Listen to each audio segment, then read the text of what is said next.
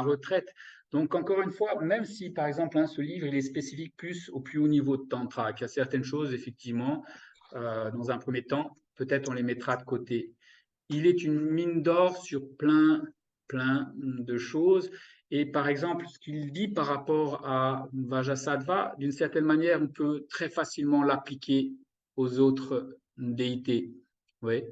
Après, donc, hein, il revient sur plein de points fondamentaux du bouddhisme, avec hein, son regard si particulier, sa manière d'aborder si directe, si profonde. Si même, hein, si vous avez lu un peu la Mayéché, en tout cas pour moi, ce qui me donne, hein, c'est une espérance incroyable.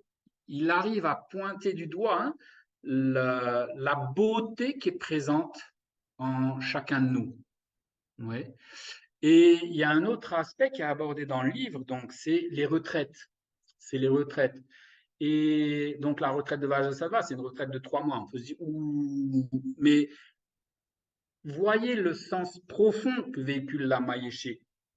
Ce qu'il dit pour la retraite de Vajrasattva, beaucoup de choses, vous allez pouvoir l'appliquer pour une retraite autre de déité, hein, ou même un petit peu autre chose. Le sens profond de la retraite, c'est se retirer de quoi? Fondamentalement, hein, c'est se retirer de ce qu'on vient de parler là, la saisie, la projection moi-je, l'attachement, l'aversion, etc.